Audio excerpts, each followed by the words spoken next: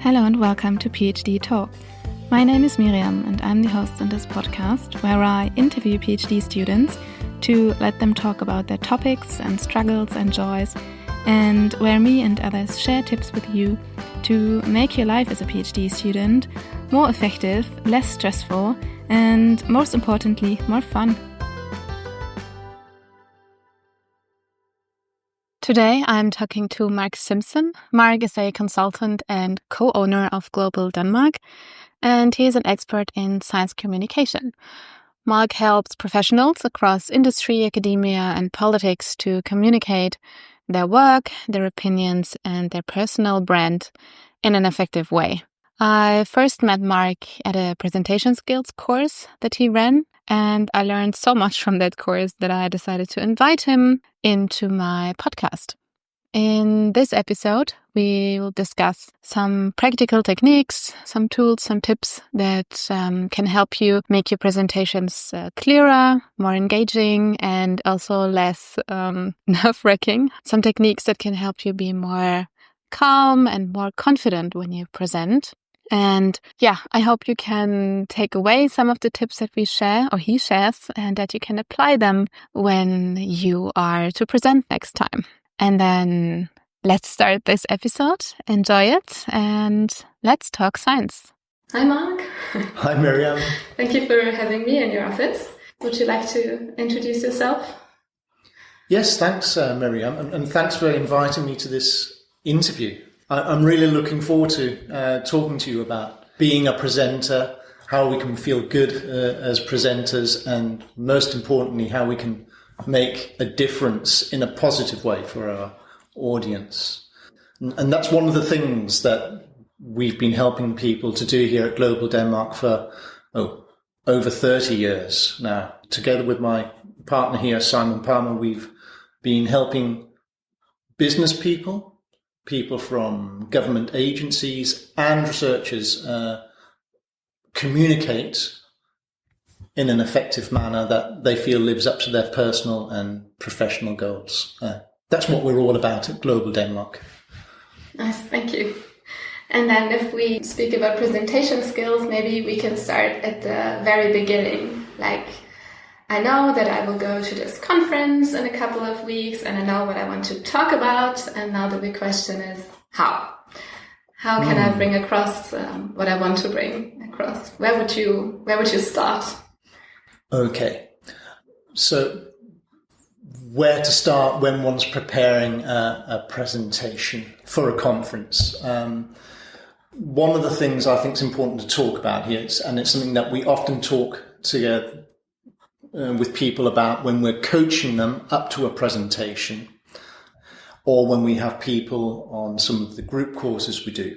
We talk about, first of all, what is a presentation? Let's get the context in place here. And I think that's something that's helped me over the years become a better presenter. And that is thinking about, just a minute, what kind of communication situation do we have when we present? You and I, we're having a conversation now. It's almost a normal conversation. It's a podcast. In a sense, you're directing our conversation. You're the director of this podcast. Yeah. So, but still, we're having a normal conversation in many ways. And if I say something a bit confusing, you might frown and interrupt me. Yes. It's not the same with a presentation, is it? Imagine a presentation that just continued as a normal conversation where people could make a polite noise and just interrupt the presenter. And then other people in the audience might just start talking with each other while the presenter was talking. That doesn't happen, or shouldn't happen, should it? So if we just define a presentation as a piece of communication, a presentation is a sequence of communication that has a leader. And the leader is the presenter. That piece of communication, the presentation, usually takes place over a defined period of time. It can be 1 minute, 2 minutes, 5 minutes, half an hour. For that period of time, for the period that the presentation is meant to last, the presenter is the leader. So that's what a presentation is. It's a piece of communication between two or more people where one person is in charge, who leads the way. Yeah? Okay. And your question was, what should we do to prepare? Yeah. Well, first of all, one needs to be aware of that context. Okay, I'm preparing a piece of communication where I'm the leader. So what does that mean?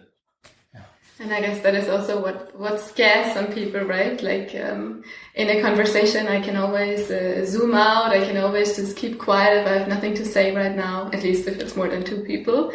But in a presentation setting, it's basically all up to me, right? Because I'm in charge and people expect to be entertained, or they expect to be delivered something.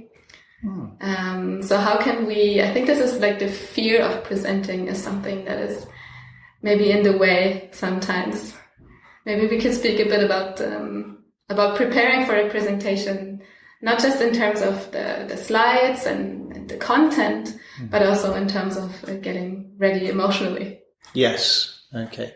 So yeah, this fear of presenting, dealing with the nerves that we can have as a presenter, that's an important issue for many of us, myself inclusive. I've been working professionally with doing presentations and teaching for over 20 years, and I can still get nervous when I'm doing a new presentation. And in fact, I will always be slightly nervous before doing a presentation. So if we think about how to deal with nerves, how to make the situation of being a presenter manageable for ourselves, it's important to go back to this leadership role that we have as a presenter. And I'd say, first of all, there are 4 things that we need to be aware of as a presenter. First of all, if we think of a presentation as a piece of communication, a social affair. There are rules for behavior and so on. This is a social affair, a piece of communication that I'm in charge of as a presenter. Secondly, if a presenter is interested in what they're talking about, they will become interesting to listen to. So this is something that we need to get across to people. Why we are interested, what we are talking about, they will naturally become interested themselves in what we become interesting to them. And I'd say, thirdly, we need to show a genuine interest in the other side. So good presenters think of their audience. They think of what do their audience need to know. They involve their audience in their story as they're telling it. And we could say a fourth thing is that presenters need to be aware of their audience in terms of stimulating them, getting their attention, inspiring them. That means creating some kind of relevance framework for the information that they're going to share. So we need to stimulate people, open up their minds to what we're going to say, get their attention, inspire them, point out the relevance of what we're about to share with them. Then comes the information. We inform people about something. And if we manage to do those 3 things, stimulate, inspire, inform, then we've educated people in some way. We've made a difference.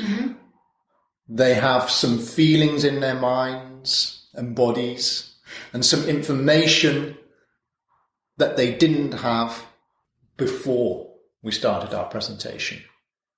And because that information has come from me and not somebody else, it is information and there are feelings that they've not had before. Because it's my version that information and those feelings that I've shared.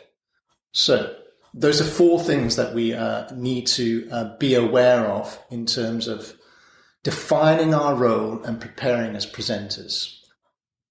Being a leader of the social affair, showing our interest in what we're talking about. That becomes then interesting for other people. Showing interest in the people that we're talking with, not to. And then lastly, being aware that we need to stimulate, inspire, inform, and then educate. Now, the reason I say that we need to be aware of these 4 factors or principles is that in a sense defines our role as a presenter. When we're aware of the task ahead of us and the things that we're responsible for, it all of a sudden makes the task easier to deal with. Rather than just thinking, oh, I've got to do the big presentation. What does that mean? Yeah. Now I've just gone through a list of 4 things. That's what it means to do a presentation. Yeah. And of course, there's all kinds of subcategories within each of those 4 things that we can address in terms of preparation. Yes. Okay. Yeah. So the first thing that I could think of when I'm doing a presentation, getting back to your points, could be, okay, why am I interested in what I'm saying, right? So when I'm getting to prepare, I'm like, okay, this is why I'm interested. This is why I am excited about this. And then I could build on that, right? Yes. And then I could try to, if then I know what I want to bring across, then I can see, okay, I'm very much into this topic. And I might be very focused, but how can I connect to people who are not as focused as I am on this sometimes very niche topic, right? So I need to grab something that's from everybody's life, potentially. Yeah. And that could be a starting point to prepare. Yes, right? Exactly. You mentioned something very important here. I need to find out what's the most interesting thing for me. That's one side of it. And then we need to ask ourselves, what's the most interesting thing, or what's the most important thing for my audience to know in relation to this? Things. Yeah. For example, I know you professionally and scientifically as a researcher, you work with life cycle assessment, analysis. You obviously think that's an interesting and important thing. If you wanted to teach me in just 5 minutes the basics of life cycle assessments, that would be quite a challenge for you, I'd imagine, because you're an expert in this. You know so much about it, and I give you the horrible task, but also perhaps we could say the privilege, the opportunity to share with me the most important facts about life cycle assessment in 5 minutes. Okay. That means there's an awful lot of things that you can't say. You've got to decide what not to say. Yeah? So I could ask you, what's one of the most important things for me as a lay person to understand about life cycle assessment or analysis? What would that be? What would that be? Yeah, that's a challenging question. I guess it's trying to figure out the environmental impacts of a product or a system throughout its life cycle, so that we can compare the environmental impacts of different options that we have in a broader sense than is just the carbon footprint, for instance. Okay. Wow. And you do so many good things there, presentation-wise, in terms of getting the message across to me. If we look at what you just said to me there, and by the way, we haven't prepared this. I surprised Miriam with this question. Okay, so what Miriam did here, she said it's about understanding the impact that a product has during its whole life cycle. Yeah? If my short-term memory serves me correctly. We can play back the podcast. And you said we need to do this because we need to assess the different options that we have in terms of products, I believe. Yeah. Is that right? Yeah. Mm-hmm. Through the whole life of the product. And I understand that from cradle to it being either put into landfill or reused at the end. And it's not simply a case of reducing the carbon footprint. Yeah, it's mostly about understanding it in the first place. But the most prominent one is the carbon footprint. Okay. But there is obviously more environmental impacts. Yeah. And what you started pointing out the relevance of understanding the environmental impact here, because we need to know what different options that we've got. Yeah. And then I could ask the really cheeky question here is, why should we care? So in planning a presentation, you've got to think about, now, why should my audience care about this? Especially if they're non-experts who don't think about life cycle assessment what do we say? Life cycle assessment or life cycle analysis? Assessment. Assessment. There you go. Yes. Why should people fund this research? Why is this important? I know the environment. There are other ways of helping the environment too. What's especially good about life cycle assessment? What's especially good? It gives us a quantitative answer to that question. When we have different options, say different cars, different ways of going from A to B, different energy sources, these things. So it sounds like there's some hard science behind this. We can actually have numbers in an Excel arc. Yes, we like numbers. We like numbers, and this is why life cycle assessment is a good approach to looking at how we use resources, because we can actually put numbers next to each other and see if option A or B looks to be the best for the environment.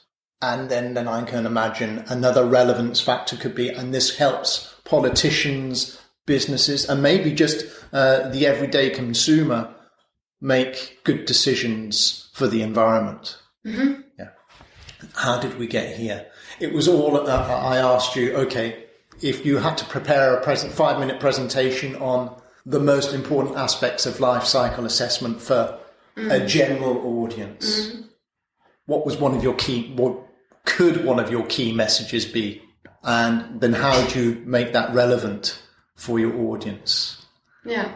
And you started giving me some good examples here too. For example, if we've got a car, then we can look at the production process and weigh up one production process and some components against other components and look at the whole life cycle of those, and then make a decision on these excellent numbers that we end up with.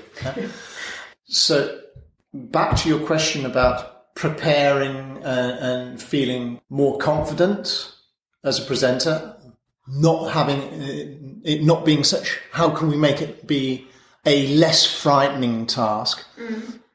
We need to define our role. We have these overall 4 factors I talked about before. You're a leader, define your interest, show interest in your audience, and then think about how you can stimulate, inspire, inform them, and then educate them. And this informing bit, this is what we're concentrating on now. The informing is, what are my key messages?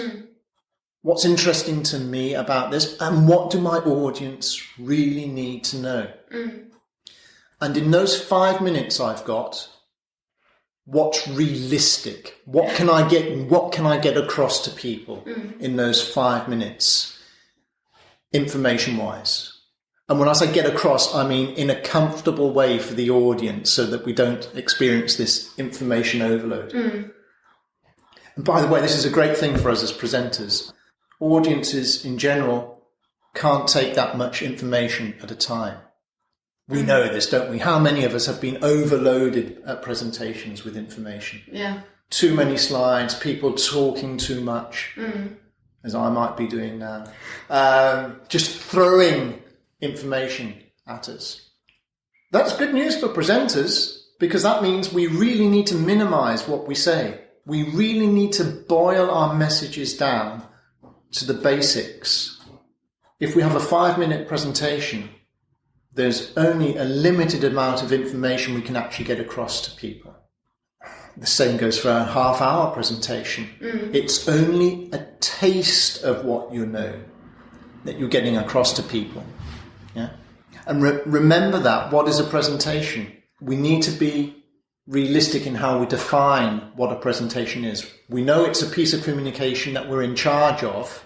Also, it's a piece of communication that has to work for the audience, and that means we can only give the audience an amount of information that they can actually process in that time that we're together with them. So that means we need to limit the information we give to them. That's the expert presenter's hardest job. And by expert, I mean an expert in a field. For example, your challenge, back to your field, life cycle assessment. You know so much about that. And you could talk for hours about life cycle assessment, and yet sometimes you're challenged with talking about life cycle assessment for 5 minutes. That means you can only give people a small taste of what you know. And why do we do that? It's to give people an idea of what they can talk to you about after your presentation, or what they can go and read about in books on life cycle assessment, or even better, in the articles you've written about life cycle assessment. Yeah? Or it might be that they want to come and work with your research group and so on. So that's another important thing to remember when we define our task as presenters. We're only giving people a taste of what we know to inspire their curiosity so they can talk to us later. Yeah? So it's like giving them a taste of my interest, so they can feel that I'm interested in what I do, and also so that they get a taste for the topic and the relevance, so that they might be like, this is something that I would maybe like to know more about. Exactly. Either ask you about or go read about more. Exactly. And I think that there's another question we need to ask ourselves here, which is related to one of the first questions you asked me, and that is, when there are so many of us that feel nervous about presenting, can find it a frightening experience, why do we put ourselves through this then? Yeah. We do it because it's so interesting to hear from people about their personal stories and to hear the human side of a story. Yeah? There's a reason we don't just hand out, people can't see this, but I'm picking up a piece of paper now, that we don't just hand our notes over to each other and say, read this. We do presentations because there's a person behind them. That's what presentations are all about. It's about your personal conviction and interest in what you're talking about. Yeah? Yeah, true. I think sometimes that's something I sometimes forget, actually, I think. I feel like I have to present my findings and that's it. But of course they could just read my findings in the abstract. Right? What I actually maybe can also think of is that I'm presenting myself as someone who did this study. Yeah. So presenting me as part of the story, kind of? Yes. Absolutely. Okay. Yeah, presenting you and you are part of it. There's nothing more personal than research. And it's all, research is all about the researcher applying their intellect and their feelings and their life, basically, to a scientific problem for the better of humankind, to make our lives better in some way. It's part of the Enlightenment project that you devote your entire human resources to. Thank you, Miriam, for doing that, and all other researchers out there. But really, I mean, research is such a personal thing. Still, I know there's a lot of artificial intelligence out there doing stuff for us, but really, I've done so many hundreds and hundreds of presentation courses over the years, and what I love about the presentations that people do on those courses and presentations I see at universities and in business and in government. What works best is when people really talk about what they are doing in relation to the subjects they present, what things mean for them. I can give you a very simple example of a researcher who works in a laboratory talking about their methods. So let's say we've got Sally, who's working in a lab looking at some enzymes. So Sally could say, describing her methods to us during a presentation, Sally could say, the enzymes are then treated with an acid, and this is done to break down some of the components of the enzymes so that an analysis can then be carried out. I have mentioned no people, or Sally has mentioned no people. If Sally, in her presentation, instead describes how she does the methods in the lab. So if Sally says this, what we do is that we take the enzymes and we analyze them like this, because we're really interested in finding out what happens to the enzymes when we break down the components. And we can do that by actually just pouring some acid on the enzymes and then analysing them afterwards. And we do that using this fantastic machine or analysis, the XYZ machine that we have, which is actually difficult to use, but it gives us some amazing results. That's all very scientific and very personal. Yeah. And I'm sure Sally could do a lot better job of it than me, because I'm a linguist and a geographer and a sociologist when it comes down to it. But you see this, it's telling the personal story, the personal side, the human interaction with the science, be it social sciences or the natural sciences or the humanities. I hate scientific objectivity. That exists even. Yeah, and doesn't even exist. I don't. Really, it's let's put the humans into the science. Also, when we're trying to be objective, because what sells the objectivity is the human behind it. Yeah, sounds like a bit of a contradiction, but really, it's true. Yeah. When we're speaking about the human, and then of course there's emotions. So how do you feel about how to deal with emotions, maybe during or before a presentation, and how to bring across emotions? Like, can there be too much emotions, and when is there too little emotions? How do you feel about that? Yeah. What do you mean by emotions? Then we've make it. Not that I don't understand what emotions are. I'm not a robot, but really, could you give me an example of what you mean by emotions there in presentations? Like one emotion, I guess, could be related to the setting. So I'm nervous. Okay. And I might be a bit scared, or I might be unsure. But then there is also the emotions, like once maybe I got started, and then I get excited. So is there a limit to the excitement that I should put into my presentation, like these? Okay, so yes. So how do we deal with the emotional? We could also say the psychological side of being a presenter.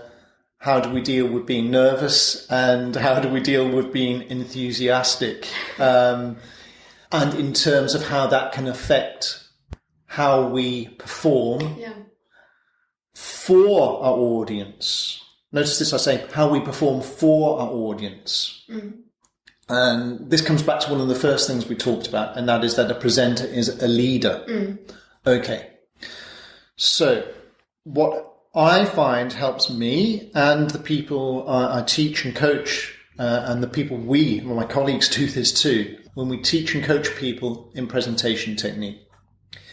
What helps people use their feelings and their psychology in a constructive way, no matter how much pressure the presenter is under, is remembering this role that one is in.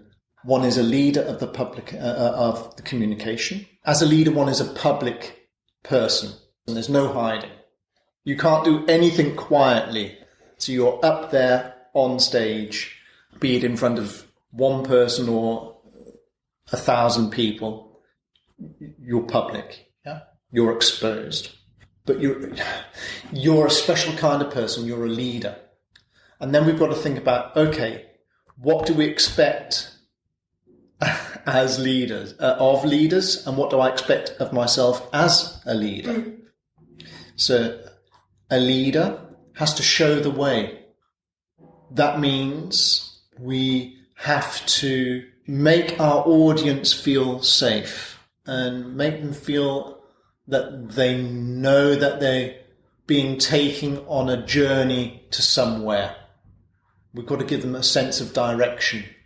In terms of dealing with nerves, I often find that simply realizing that one's in this leadership role and that one is actually in charge helps dampen the nerves too. If one reframes oneself as a leader rather than a person who has to do the scary task of standing in front of lots of people and saying something that I'm not entirely sure they want to hear about, there I've not defined myself as a leader. Mm-hmm. Yeah? So it's about reframing one's approach to being a presenter, first of all. That helps deal with the nerves. And there's another aspect to this too. Like I said before, I'm still nervous, and sometimes really too nervous sometimes before I present or before I do a new kind of course. And then I think about, just a minute, get control of yourself here, Mark. What's making you nervous? And if I'm nervous, sometimes it's because I've not defined my role well enough. So then I make sure I define, not so much my role, but what is the task ahead of me. I just make, if it's a course, I just then make sure get the learning goals in place even better, and make sure that in the allotted time I've got for a course, if it's that kind of presentation I'm doing, make sure that I've set some realistic learning goals that we can actually get through during that time. And then all of a sudden, once I've just recalibrated, I'll feel a lot better about things. Yeah. Dealing with nerves is also about having a positive inner dialogue. As a presenter, we are a leader for a group of people, but we're also leaders for ourselves. We all know that we have inner dialogues, yeah? Yeah. I can spend the whole day telling myself off and telling myself how bad I am at things and why hadn't I done things another way. And we are actually in control of our inner dialogues. We can decide how we talk to ourselves. So we need to show personal leadership as presenters too, and be loyal to ourselves and have a positive inner dialogue, which is about defining one's task clearly, setting realistic expectations. Remember, you're only giving people a taste of what you know. It's not the whole story, ever. And talk about what your strong points are. We've all got strong points as presenters. Everybody is an interesting person, basically. Everybody on this damn planet is an interesting person, and everybody is worth listening to. That is really my heartfelt conviction. And we need to tell ourselves that too, on the inside. So part of dealing with nerves is being loyal to oneself, making sure that you have, or I have a positive inner dialogue, because we need to be loyal to ourselves, to be loyal to our audience, to be a good leader for them, a good host through the presentation. Dealing with nerves, it's about preparation, it's about inner dialogue, defining one's task. You actually also mentioned something else. What about when you're standing up there and what you get into things? What about being over enthusiastic too? Yeah. How have you experienced presenters being overcome by their enthusiasm sometimes? What kind of things happen? I mean, I think if it happens, it kind of makes the person, like, you feel related in a way, like it's kind of nice when someone gets overexcited. But then sometimes I guess it happens that I can't control myself anymore. The person cannot control him or herself anymore. And then they get a bit lost in their excitement. And then sometimes it might happen that they're losing the audience in their excitement. Yeah. Like they cannot follow their thoughts anymore. Yes. Now, I feel that might be happening on this podcast sometimes. Once I get going and excited about things, and we get into this stream of consciousness, flow of one idea building on the other. Yeah. So one has to be aware of that during a presentation. And hopefully, that does not happen during a planned presentation, because unless you've planned your presentation as a stream of consciousness, improvised piece of communication, that shouldn't happen. Yeah. Another thing that we need to remember as presenters is that audiences want structure. So this thing I talked about before of stimulating, inspiring, and then informing, we could also call that priming your audience for a message, framing your message, and then give them the message, and then you seal it afterwards. And you need to do this on several occasions during any presentation. Prime, frame, seal. Prime, frame, seal. It sounds almost boring, doesn't it? You know, I'm going to prime, frame, and seal 5 messages for people. But actually, that makes the presentation easier to deal with for the presenter and easier to deal with for the audience too, because then they'll find that there's a structure in it. When people, going back to the enthusiasm thing, when people get carried away during their presentations, they tend to forget the structure sometimes. And that can end up in information overload. One thing that happens in presentations, I'm sure we've all seen this, people speak too quickly sometimes. And there are at least 2 reasons that happens. It happens because we're nervous and we forget to breathe properly and we just want to rush through things as quickly as we can.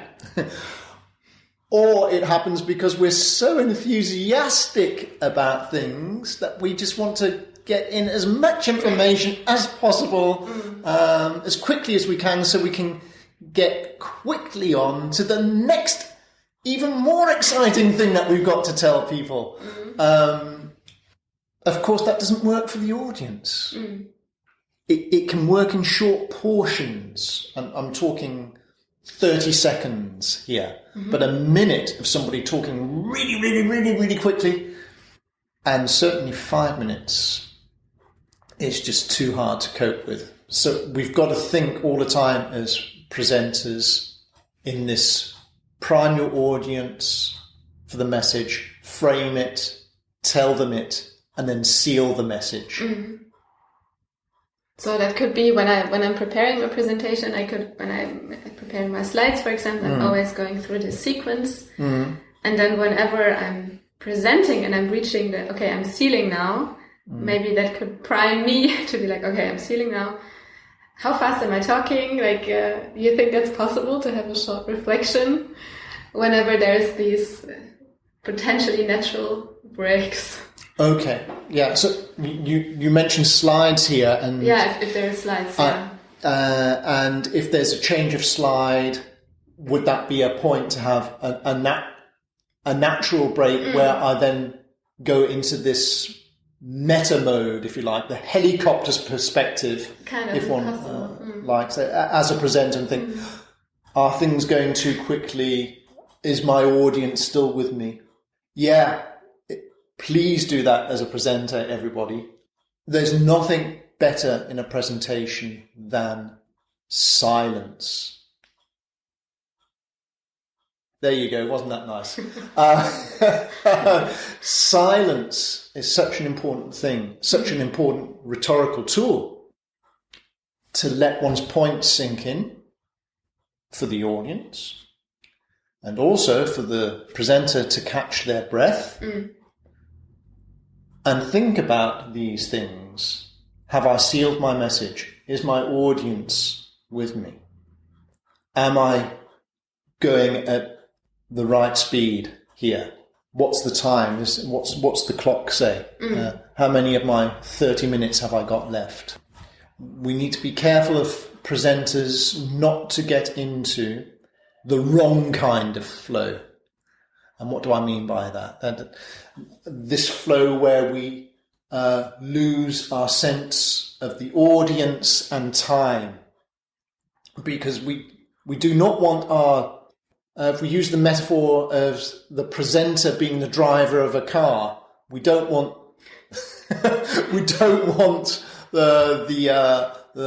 the driver to get into so much of a flow that they're not looking where they're going anymore, or not looking at the traffic around them. This happens sometimes, doesn't it? It's one of the most scary things. Anybody that's driven a car will maybe recognise this. They've been driving along on the motorway, and then you suddenly realise as the driver, what just happened? How did I get here? And you're not because you blacked out, but one's lost one's concentration. And that can happen too as a presenter. And of course, that's not a good thing in a car or during a presentation. And I think we'll stop there on the car metaphor and presentations. There's all kinds of things one can go into there. I might come back to it, actually, if we talk about how to end presentations. That's an interesting thing, too. Because the end of presentations often go wrong. And that's a point I'd like to make before we get to the end of our podcast here. Okay. How to end a presentation in a good way for the audience and the presenter. Yeah, also with this connection to the audience, I know that I'm not... I think I have improved, but I know that back then I would always try to actually ignore the audience. And I would be like, okay, just get it over with. There's actually no one sitting in the room. It's just me talking, but I guess it's not a very healthy approach. But that was my way of trying to be like, okay, no one's looking at me. No one is judging me. It's so interesting that how to relate to one's audience. Your audience is going to judge you. Yeah. We judge each other all the time. We can't look at another person and not assess them. That's what our brains are made to do. Is this a nice person? Is this person a threat? Is this person I can work together with or spend some time with? Our brains are made for assessing each other. Basically, because we've got to make sure that somebody's not going to do something nasty to us. That's the negative way of looking at it, but it's our risk assessment system. So the great thing about being a presenter is that you're somebody who's being judged, who is in charge.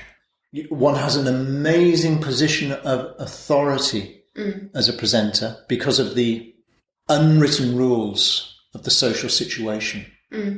Even when you have more senior people in the audience than yourself, you are actually socially, during those 10 minutes of your allotted time, you are in charge of those people in the audience.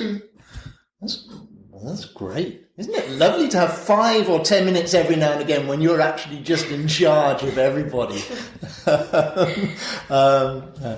No, where have we got to?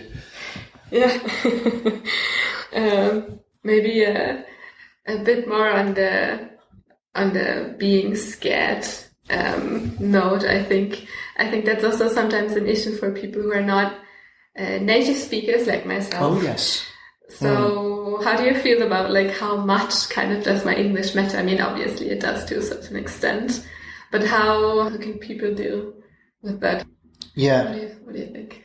So this thing of using English as one's second or third language. One has mother tongue and native language, German, French, just to mention a few of the other languages in the world. Yes.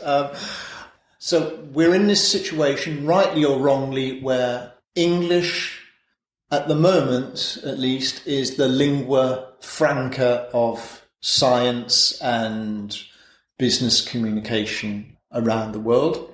Okay. In fact, one of the reasons that Global Denmark, our company, exists is because we help people use English as their working language. Most of the people I work together with are using English as their second or third language. We also have native speakers of English on our courses too. One of the major ways that I know we help people when we're coaching them on our communication courses in English, we help the second language speakers of English because we help them reframe their attitude to using English. So just like we often need to help ourselves as presenters by reframing our role as a leader, in another way we can help ourselves as second language speakers of English. Okay? So, could I just ask, I forget, you work with life cycle assessment, but what is your background, discipline-wise? Chemistry? Engineering. Engineering, yeah. Okay. So you are an engineer. Mm-hmm. So you have, your professional skill set is all kinds of engineering things, yes? Yes, I hope so. I hope so too. Actually, being an engineer is an incredibly broad skill set. Environmental engineering. Yeah. Broad a little. I imagine that means that you're good at doing certain kinds of calculations, risk assessments, using certain kinds of methods for doing engineer-like things. No.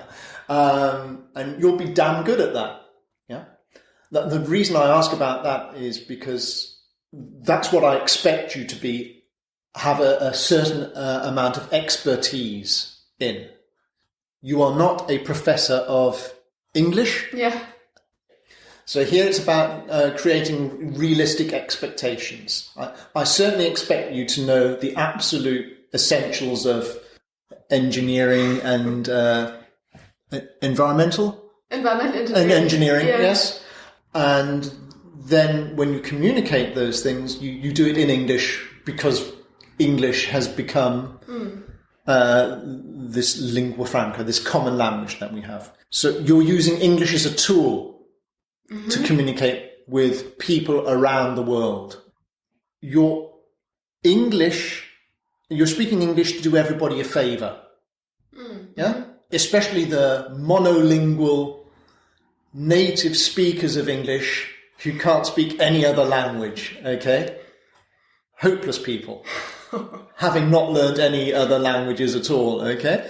In fact, I think there's actually more second language, there are more second language speakers of English than there are native speakers of English. Okay, yeah. So then we can also talk about who owns English. Yeah, because I happen to be British. I'm Welsh and then British. And English is not my language. English is our language. So international English is a very legitimate kind of English too. Our English has to be good enough to be understood by other people and does not need to be perfect. And anybody who listens closely to this podcast will also hear that I'm certainly not speaking perfect English.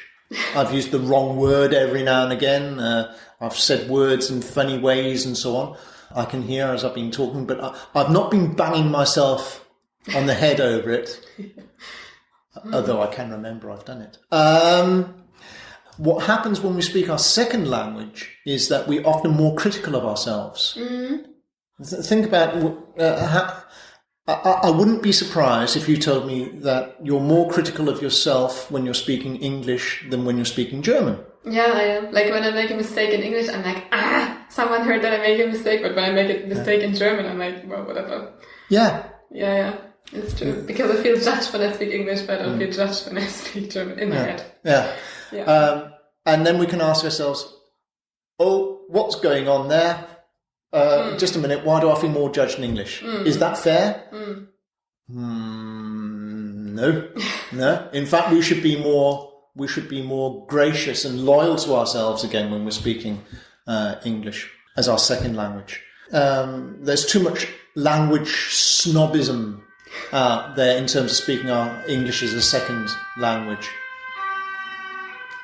And the police will come after you if you're being too snobbish towards people speaking English in a way that's not, what's it called, the Queen's English or something like that. That's really, our English has to be good enough to be understandable. And by the way, some of the best presentations, some of the best communicators I've seen have spoken English that is far from perfect. That there's no such thing as perfect English in spoken English. And I've seen people from China with limited vocabulary, for example, doing the most excellent presentations because they've kept their presentation simple. They've put their personality into things. They've engaged with their audience. They've done something very clever, for example. If you have a foreign accent in English, a foreign accent, God, I sound so British when I say that. If you have an accent that is not British, but from Germany or from China or Finland, and let people know where you come from. So say, hello, this is my impression of you, Miriam. Hello, my name is Miriam. I'm a researcher originally from Germany, now working at Copenhagen University. As soon as you say, I'm from Germany, people's brains will do something. And that is, they'll tune into your kind of English. Oh, that's a German accent. Good. Bam. And then something happens in their brain, and cognitively they'll understand you even better. And now you don't have a strong accent, but especially if you know you have a stronger accent, then it's good to let people just tune into you. Oh, Tanzania. And then people's brains will often, if they've heard a Tanzanian accent again, just tune into that and stop playing this game of, oh, where's that accent come from, you know? Yeah. We can do away with all of that mental processing there. So that's a good thing. Okay.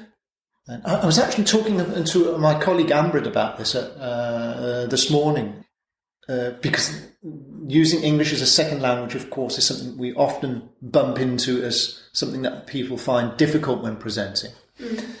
What Ambrid said is that, remember, Mark, what we often have to do is make people feel comfortable about using English as their second language, make them feel that their way of speaking English is legitimate. And then remember, it's so important when we're talking about scientific presentations that the key words that you use in your presentation, key concepts, make sure you practice saying those so you can say them clearly in your accent. And if you know it's going to be hard for people to hear that word, then that's exactly the kind of word that is good to have up on a slide, for example. So there's some visual support there too. Okay. And another thing that's good to do as a second language speaker is to be completely open about the language and say, and things like, this is difficult to say in English. There was a word that came up yesterday on one of our courses. It was actually a bit about life cycle assessment. It was about building materials, and it was the word, I've forgotten it. No, it's coming. Was it interchangeability or something like that? It was a word that I found difficult to say. And the presenter signaled before he said it. He kind of made this grimace, this frown on his face, and said, interchangeability, and showed us that there was a difficult word, and that was brilliant communication, rather than just saying it quickly and not giving us a chance to listen carefully. Yeah, that's the danger of just rushing over it, right? Yeah. Say everything loud and proud as a presenter. Also the tricky words. when you're speaking English, speak other languages too. That might strike people as strange when I say that. If you have a word that's hard to find in English, then go back to the other languages you speak. Okay. So, and this is completely okay to do in the middle of a presentation. Mm-hmm. Okay? This actually happens to me quite often because I speak a lot of Danish too. Mm. Half my life is spent in Danish and half my life in English. Yeah? So in the middle of an English presentation, I'll often have to go back to the Danish because that's the most prominent word in my mind. So I'll say, what could I say? Let's take a typical Danish word. Yes. So one of the important things here in Denmark, when we're talking about working relationships, is the fact that there's got to be in the office we've got to have in Danish we call it hyggeligt, or hyggelig atmosphere. It's actually hard to say in English, but it's you could say cozy, good, warm, welcoming atmosphere. Yeah. Mm-hmm. So there, I'll go back to the Danish because that's the word that was in my head, and you could do the same in German. Go back to the German. Mm-hmm. And actually, I always find other languages really exciting. If you said something, in German, there's something for me, and this might be a complete funny bias that I have, but I always think German sounds so good and technical. Okay. Maybe I can use that in my favor. Yeah. Try saying something scientific in German. There are no German scientific words. No. Scientific words. Lebenszyklusanalyse. That's what I do in German. Life cycle assessment. But in German, you can put it all together and make it one word. Oh, is that one word in German? Oh, yeah. Wow. It must be really good fun playing Scrabble and Word Feud in German. Yeah, Scrabble is great in German. It can go around the board. But are like Word Feud boards and Scrabble boards in German like bigger? Yeah, they're bigger, of course. Yeah, but it's great fun. You can just add up things. Yeah. Wow, that must be a challenge for actually presenting in German. I haven't actually presented in German a lot. I've been speaking in English since the beginning. Yeah, only at school. Yeah. Oh, that's another podcast. The differences between presenting in German and in English. There can be a special and across cultures too. Across cultures.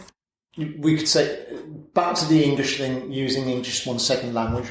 Be realistic. You're not a language professor. You're not being assessed on your language perfection. You're being assessed on your ability to communicate in an interesting, informative way for people. And be open about the language challenges there are, and be constructive about them. That's our job as a presenter, to help people through things. Yeah, I think that's a good way of looking at it. That it's not my English that is the topic, but it's the topic that's the topic. Exactly. And speaking English is just another service that I provide. Yeah.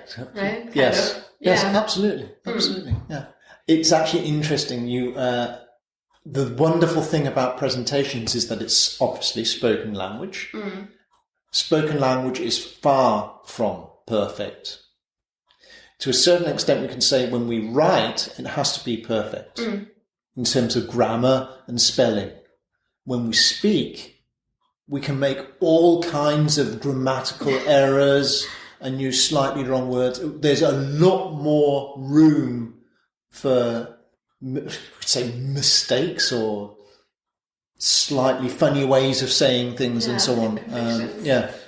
And in fact, the last thing we want to do when we present is sound like a piece of writing. Yeah, then it's also not too interesting to listen to, right? If it's just a monologue or just monotonous. Monotonous. And also there's a difference between how we speak and how we write, the words that we choose. Very different. Hopefully. Not always. We hear some presentations where it sounds like somebody is reading up from an article. Thus, The methods were then analysed according to the principles described in parameter 2z. Yes. Okay. Yeah. Thank you. I just tried speaking as something that had been written down. Yeah. Don't do that. Don't sound like a book when you present. Yeah, and I guess if we try to sound like a book, it's even, when we stumble then, it's even more like, more tricky to get back on track, I think. And then now we are towards the end of the presentation, kind of. How can we open the room for the audience? Like, how can we get to the question part? Because sometimes it's like this awkward silence, and then like, okay, what's next? Should we clap? Can we ask something? Or like, there's sometimes this awkward moment. Yeah, I'm so happy you asked that question, because it's something so important to get right. So how do we open up the room to questions? How do we round off our presentation so people feel like they still know where we're going? Yeah, and still, we've got to remember this. At the end of the presentation, until you've handed over to somebody else, you're still the leader of the group of people. Yeah? Okay. So, what we see a lot of presenters do is that we see this tendency where they fade out towards the end of their presentation. So they can say something like, and I'm going to say this quietly now. So, that's it. Thank you. Did that sound like the end of a presentation as it should be? Yeah. There was no leadership there. And then something else people do, rather than fade out, they stop abruptly. So I've just done a presentation on presentation techniques, and I say, yes, so those were my those were the 5 points I wanted to go with through you. Thank you. and then there's this awkward silence, and you laugh and say, what? What's just happened? And I just rushed through it. So now what we want to do is to guide our audience through the end of the presentation. So we want to sum up our key messages. Notice the silence. So you wait as your key messages sink in. And then you say, loud and proud, thank you. And then you wait. And then people's brains process the fact that you've just said thank you in a loud and proud way. And most people are programmed to then do, what do they do when you say thank you? It's a round of applause. So that's what we want to do. And we often see this go wrong, also with professional presenters sometimes. Who hasn't seen a presenter do this at the end? Or heard a presenter do this at the end of their presentation? So that sums up my main points for today. Thank you. Are there any questions?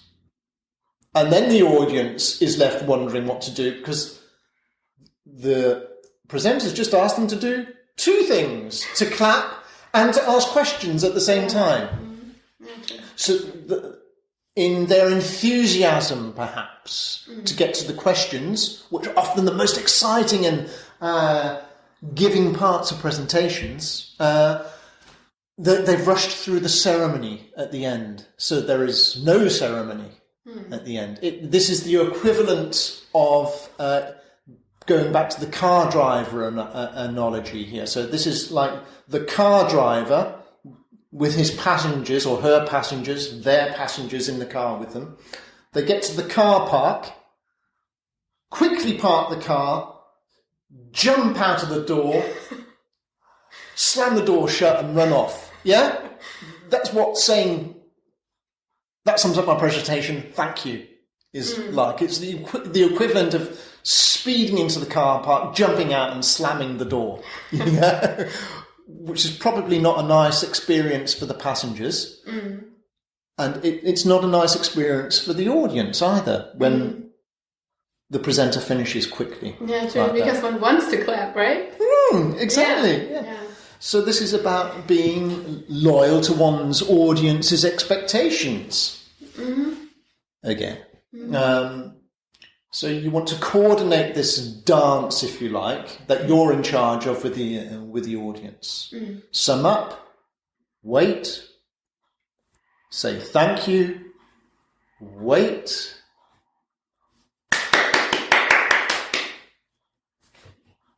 and then stand there and look at your audience as they clap and smile. That develops a relationship with people too. That's one of the reasons we do presentations. And then you can deal with questions. There might be somebody facilitating things that said, so are there any questions from the audience, or you can ask. So, and I'd be happy to take questions if there are any. Okay. So get it right. A structured dance with pauses in between. No quick thank yous or fading out at the end. Okay. Yeah, good. Yeah, that sounds like a good ending. And then when I take questions, do you have tips on taking questions or on answering questions? Yeah, tips on dealing with questions. Absolutely. I'd say, first of all, stay in your role. When you deal with questions as a presenter, you are the presenter. That means you're in charge. What we often see happen in rounds of questions is that the presenter has a one-to-one conversation with one person in the audience. And back to what I said before, the presenter is in charge of a collective conversation with everybody in the audience. What we often see happen, even to experienced presenters and teachers, lecturers, is that they fall into the trap of having a personal conversation, a private conversation with one person in the audience. Yeah. And that's wrong. Because the presenter needs to stay up in that meta level, if you like, and share the question with everybody in the audience and share the presenter's answer with everybody in the audience. And that basically means repeating the question just quickly, looking at the person who's asked the question just to make sure that that was the question that was asked, and then one should deal with the question in an appropriate manner. What does that mean? Yeah. Well, reflect on the nature of the question. Is this just a yes-no question, or is this a question that requires that could be answered in many different ways? If it's one of those questions, it could be a question about if I'd done a scientific presentation, somebody had asked me about why I chose the methods I chose. That's a why question is obviously not a yes-no question. Okay, well, thank you for that question, I'd say. So why the reasons behind us choosing the XYZ method? Yes. Well, let me just think back to that stage of our research. And how did we get to that? Well, I think it would help to look back at the literature review that we originally did, but also the conversations that we had with some of our colleagues in Lund University. So let's look at the literature review first, and then I can tell you about some interesting conversations we had with this other research group. By the way, I'm completely making stuff up here, but you can see that... And the people at Lund University are thinking, we've never talked to Mark. But you see, so repeat the question, dwell on the nature of the question, stay in this leadership role again, sharing one's reflections on how to answer with the rest of the audience, and then answer. I always say cheekily to people on our courses, never answer a question. Guide your audience to the answer. Okay. That's our job as presenters. If we stay in the leader role as presenter, rather than falling into the role of the interested individual, which is what happens very often, if you stay in the leadership role as presenter during the round of questions, then you guide your audience to the answer. Okay. And there's a big difference. Yeah, it would also be easy to remember if the audience got to the answer themselves in a way, right? And just instead of the answer just being presented. Yes. To them. Yeah. Okay. Yeah. What I mean by guide your audience to the answer is guide the audience to your answer. So. Okay. Yeah. Okay. The reason I say don't answer questions. You could say the nuance of that is don't answer questions as you've been brought up to do. Okay, unlearn. Yeah. You need to unlearn. We learn to answer questions as individuals on a one-to-one basis in our families when we're brought up by our elders. In a normal conversation, it's a weird thing to do to repeat people's questions. Yeah. We only usually repeat questions if we genuinely are finding it difficult to understand what's being said. Yeah. Imagine in school if you'd repeated your teacher's questions as an 11-year-old. That would be strange. It would be strange. You might well get into trouble. If my old maths teacher when I was 11 years old had said to me, "So, Mark, what can we use Pythagoras' theorem for?" And if I'd said to Mr. Hampton, "Oh, thank you for that question, Mr. Hampton. So, if I understand you correctly, before I'd even got any further than that, I'd have got hit round the head by Mr. Hampton for being cheeky, yeah? So we're actually brought up to answer questions directly. Yeah, quickly. Then. Yes. And I'd actually fail now because I've forgotten what Pythagoras' theorem's used for. Was it triangles or circles? It's terrible. Triangles, there you go. Used for circles. Oh, there you go. Something with triangles and circles, Mr. Hampton, I'd have said. But we're not in school when we're answering people's questions as presenters. We're presenters. We're there to create a collective experience for people, and we're in charge. So that's why we do it in this more structured way, which interestingly makes it easier to deal with the questions.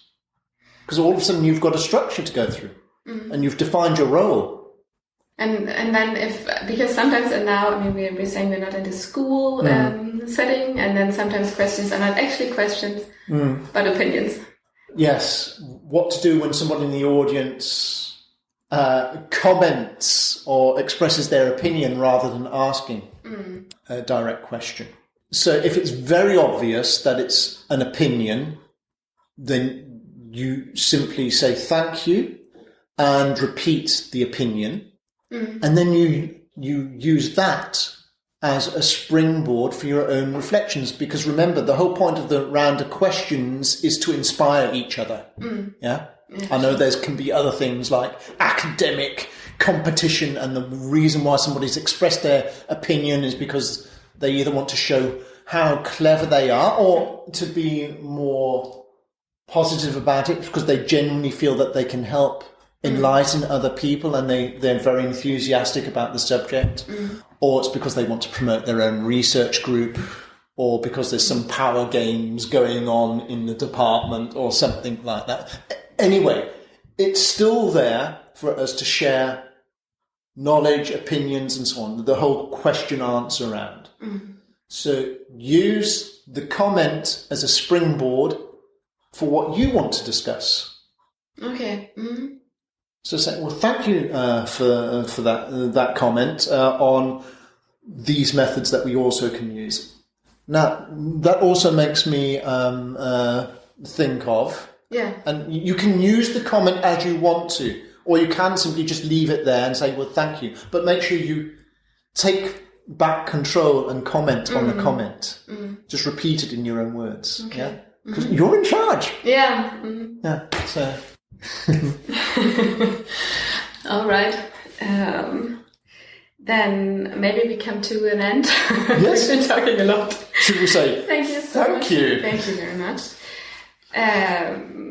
Just one more thing. How can people find you if they feel like they want to learn more about presentation skills or would like to, get to know you or the company in general? Oh, people always.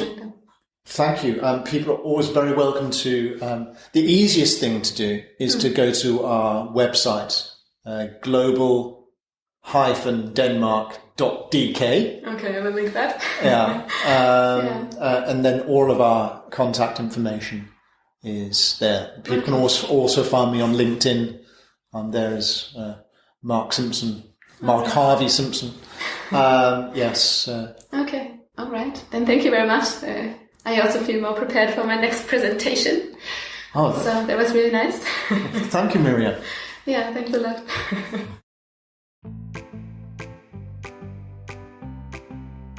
Welcome back. I hope you found this episode useful and maybe even feel a little more confident about your next presentation. And who knows, maybe you will even enjoy public speaking at some point. I think public speaking is something beautiful. And one thing to remember, everyone deserves to be heard. As Mark said it, every person on this goddamn planet is interesting. And when you present, you deserve attention. And when someone else is speaking, then of course they deserve that attention too. If you found today's episode helpful, then please share it with someone who might benefit from it as well. Share what you tried, share what worked, share what didn't. And of course, leave a comment or a question, your thoughts on LinkedIn, Spotify or YouTube. And then thanks a lot for listening. Thank you for your time. And I'm looking forward to welcoming you here again for the next episode. Take care. Yours, Miriam.